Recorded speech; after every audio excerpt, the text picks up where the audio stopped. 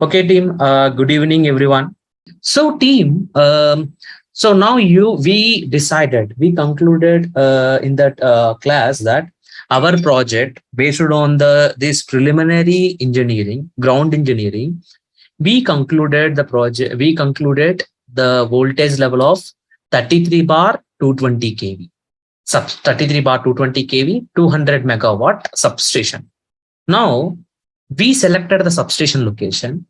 We also discussed what are the factors we need to consider when we are selecting the grid substation, like the land availability and the other load flow studies, short circuit studies. From that, what data we are getting, like from the load flow studies, what are the bus load limits, and also from the short circuit levels, from the short circuit analysis, what are the short circuit levels in the substation. So this data we are getting, and by that we are concluding, okay, whether we have to go for that substation or else. So, and also we discussed the some of the third parties like PRDC, Power Research Development Center, and Siemens, who are doing these power system studies for Indian projects. I don't know more in the abroad, but India, these are the two parties majorly do these studies. So these studies again mandatory for the bank disbursement of the loans also. So every developer has to go for these studies. And internal power acquisition studies, see inside the substation, how the load flow, how the buses are loaded, and what is the voltage limits at various buses and at various locations, and the fault levels, that is in our scope. So we will do that by using the ETAP software in our later classes. So that's a simple brief recap on our last session. So in our today's session, so we are starting the design of the substation. Design of the substation. In the design of the substation, 33 bar 220 kV 200 megawatt wind power plant is our project. So in our today's class, we now we are at a stage that we have to develop a single lane diagram for this 33 bar 220 kV 200 megawatt wind plant. We have to develop the single line diagram for this 33 bar 220 kV 200 megawatt wind power plant. So to develop this 33 bar 220 kV 200 megawatt substation design, SLD, so some inputs we have to gather. What are the inputs we need to know? And what are the what knowledge is required to develop this single line diagram? And what are the standards, or what are the utility guidelines or statutory regulations we have to comply when you are developing this single line diagram? So first thing is, the major one is, when you are developing the single line diagram, you have to know all the equipment functionalities, Like, let me share my presentation. So are you able to see the presentation, team? Are you able to see the presentation, team? Yes. Yes, fine. So, team, see, these are the some background work. These are some topics we need to know to develop the single line diagram. The first one is all the substation equipment overview. Overview in the sense, so what is the functionality of the CT? What is the functionality of the PT? What is the functionality of the lightning arrestor, as well as other equipments like breaker, isolator, fuses, transformers, cables, conductor, and etc. And when you are aware of these things, then you will come to know that, oh, this is the equipment I required in at this location to for a good for safety, to ensure the safety of human as well as the equipment. Fine.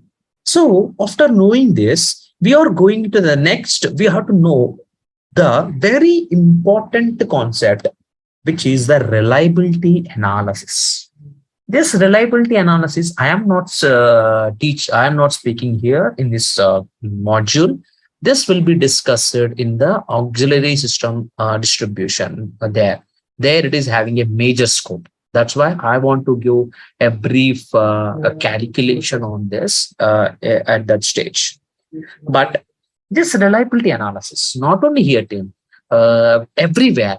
The when you are purchasing anything, when you are designing any feeder in your plant, so you have to do the reliability analysis. You have to do the reliability analysis. So after that, the other one is different busbar configurations. Different busbar configurations. So different busbar configurations in the sense like this is also a solution from the reliability analysis team. The reliability analysis will use you to where or which type of busbar scheme to be adopted in your substation. To be adopted in your substation. And the next one is, we will see this also. And the next one is tariff metering. Now you are generating a 200 megawatt of power and you have to export this 200 megawatt of power to some grid.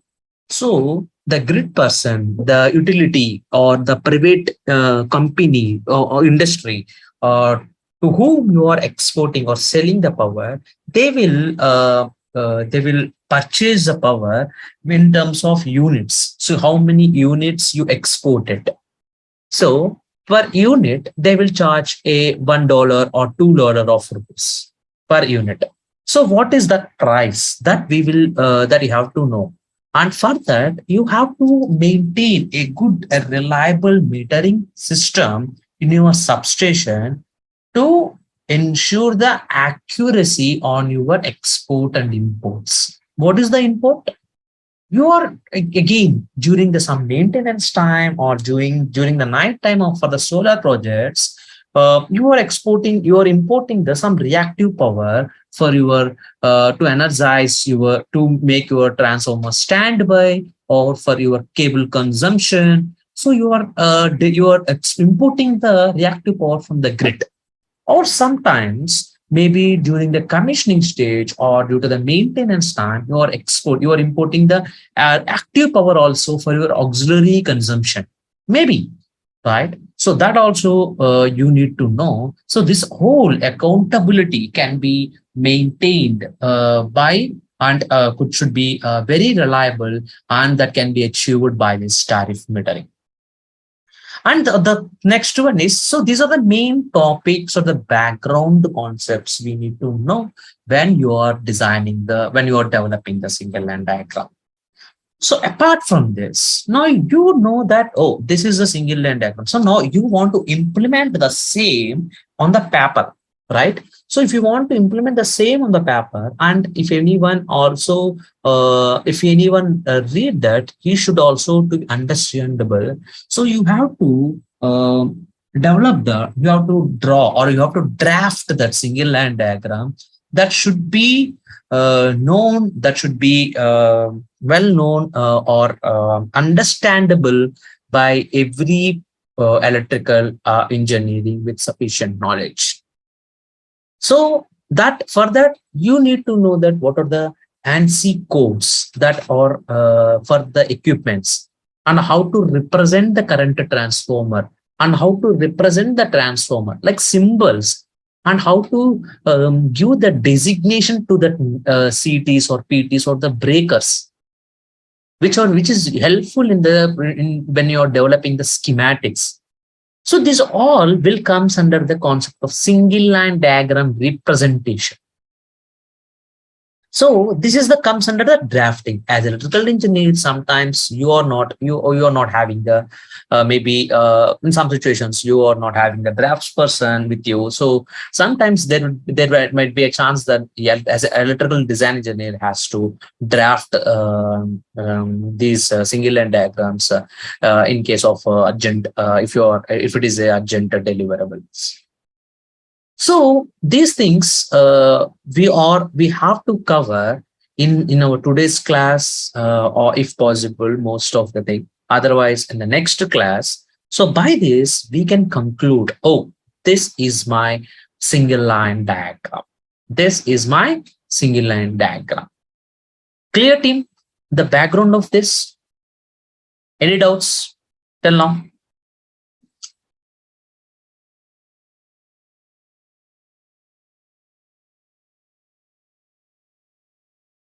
Okay, clear.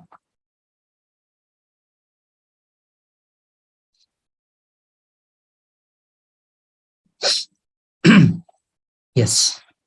Come to substation equipment overview. Come to the substation equipment overview.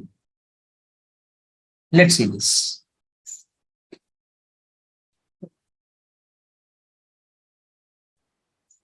What are the equipments in the substation? So for this, what we will do is we will generally have a small, we will take a small example of a load and the source. By this, we can conclude. Let's see this. Let's see. Let's have this. Let's see. This is my source stream. This is my source. It is already, this could be a generator, right? And this is the load. This is the load. And now the load want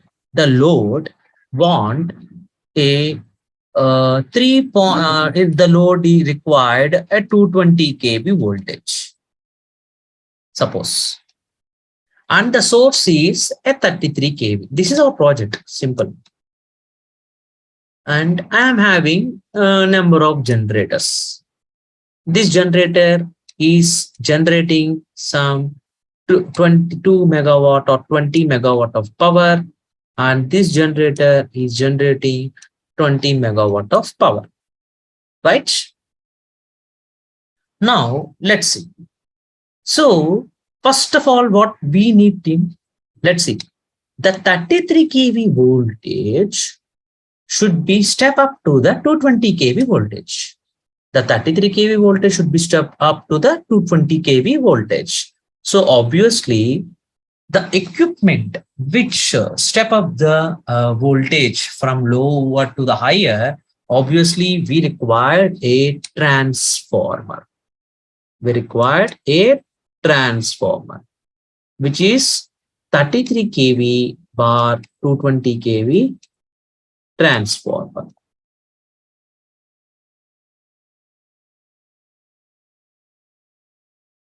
Team, some of the members are maybe not aware. That's why I'm going to some basics. Please cooperate with that. Yes.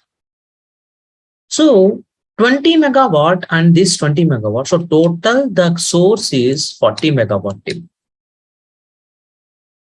So this 40 megawatt of power should in 33 kV should be exported to this end in 220 kV voltage. The power should be constant. So if I assume this system having a power factor of unity power factor, if I am maintaining the unity power factor, then I required a 40 MVA transformer. 40 MVA transformer. So this is the simple the transformer I required to satisfy this, right? So what I will do, I will connect this. I will connect this generator to this transformer and also this generator to the transformer. This generator is having 3 phases and this generator is also having 3 phases. But here for the transformer, we are having only 3 phases. So to connect this, what we have to do, we should form a bus here. Means what I am doing, I am creating, I am forming, I want to club these two powers. I want to club these two powers and I have to take one input to my transform. And from this 220 kV is going to the load. Only one line. Understood, team? Till now? This is the basic requirement to transmit 40 megawatt of power in 220 kV network. Now, these generators, these transformers, and which is connecting to the some infinite bus, which is in the grid. This is the infinite bus. We don't know how many generators are connected. Maybe n generators are connected to this infinite bus. So this is your network, this system, this power system is connected to the network. Now, maybe due to the some faults in the network, your system will face that abnormalities. If any line to ground or line to line or LLG fault occurred in your system, what will happen? These equipments, which are main equipments, the transformer and the generators will damage. So if any abnormality existing in the system, so you have to isolate that part of the system. For isolation of the system, when the system is in the loaded condition, that can be possible only by the equipment called a breaker. So I am placing the breaker at all the places. See, this is the one bay I'm considering. This is the one bay I'm considering. This is the one bay I am considering, and this is the one bay. Right? This is the case. Now, and now you can ask that, can we remove this and can we do with this? Yes. It's a kind of a protection optimization. Now, what you are doing, you're taking these two breakers and these breakers and you're checking the differential protection for the transformer. You can do on your wish. True for this, that will come as an optimization. Yes. Now, this is the breaker. We place it. Now, who will tell the breaker to operate? Obviously, a relay. Relay will tell the breaker to operate. So, how the relay knows? Relay will check the current parameters and the voltage parameters in the system that can be the parameters or the values that can be given to the system by the current transformer and the potential transformer or voltage transformer.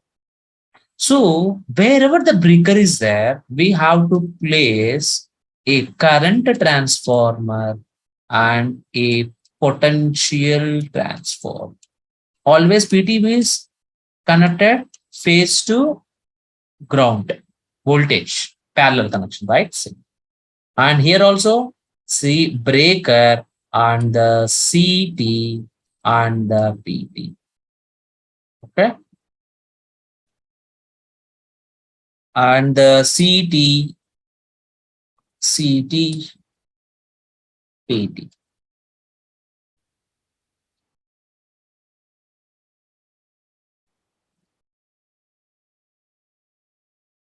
Fine. Now, so, okay, my system was running this much. Okay, fine, it's good. Now, if I want to take any one of the equipment into the maintenance, I have to, suppose if I want to take this system into the maintenance, then what I have to do? I have to isolate this part. So for isolation of this part, And if I want to run this part in the normal way, and this should be an isolation way, I have to place the isolators. So isolators will be placed on the either side of the one, on the either side of the breaker. Isolators. You can place isolator here also, but not required. Means if you open this total will be in discharge. This total will be in discharge. No parallel, right? Here the parallel connection is there. That's why you required 4 isolators. Here not required. Now, let's see.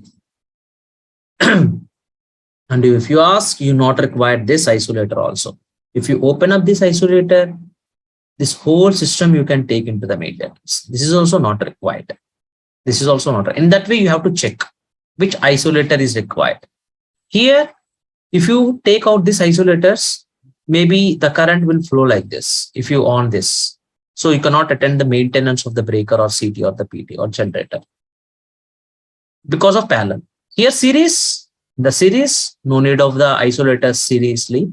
Only at the ends you can place. That's it. So it is a whole part you can take into the maintenance. So we can remove this isolator also for optimization. And this is the isolator. And now if you want to discharge the current, static current inside this bay, when you are attending to the maintenance, you have to place the earth switches. Generally, earth switches will be placed on towards the source and towards the end.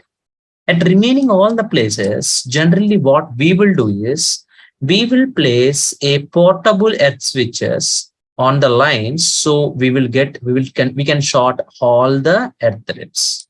We can short all the earth threads. Yes, that can be there. Now, let's see. This is about the earth switches. Isolator with earth switch. And one more thing. So if any surge falls in the system, if any surge is falling in the system, I have to divert that surge into the ground. Maybe due to the transmission lines, the surges will appear on the system. It will come into the system and it will may damage the insulation of your all the equipments. How that everything we will discuss everything in the next classes, each and every equipment. So for to suppress all the surges and to divert that surge to the air, we have to place the lightning arresters on the source, and at the load ends. And also the lightning arresters to be placed on either side of the transformer, because the change in impedance, the conductor is having the impedance of ZC and the transformer is having the impedance of ZT. So when you feel there is a change in impedance, you need a lightning arrestor. Why the reason? We will see in our lightning arrestor classes. So these are all the major equipments which required to make a full shape of your substation, and the mandatory equipments which are required for the substation. These are the major equipments. Now, if your system are experiencing with any fault currents, like in our 220 kV and 33 kV, the fault currents are we already discussed it, 25 kA for 33 kV, 40 kA for 220 kV. These are the standard ratings.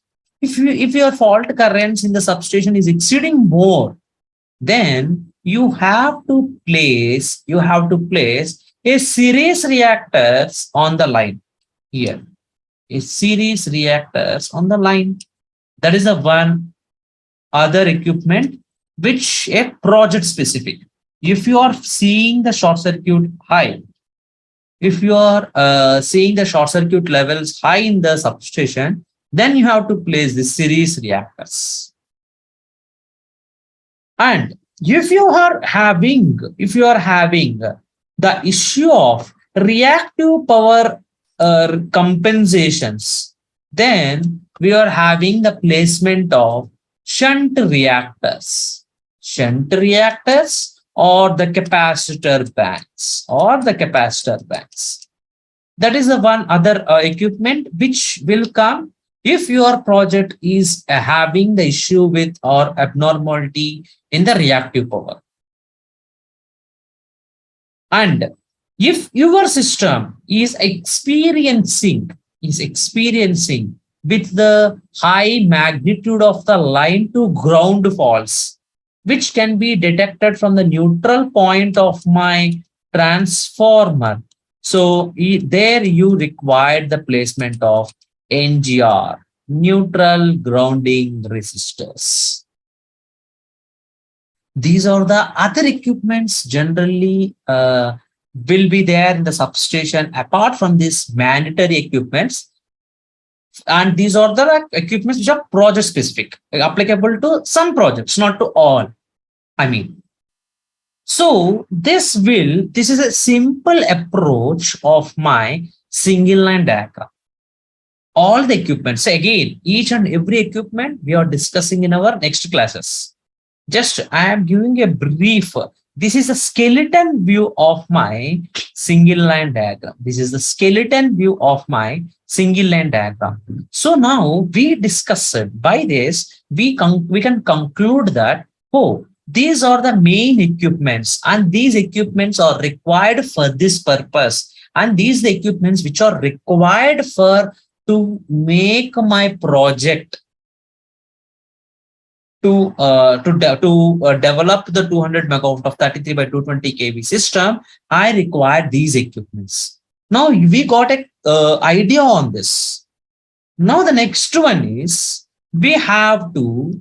Now the next one is we have to check the reliability of the system. We have to check the reliability of the system with these equipments. That is our next step. As we seen here in our presentation. So this equipment overview we discussed. Now we are moving to the reliability analysis and the different busbar configurations. Let's see how that helps us.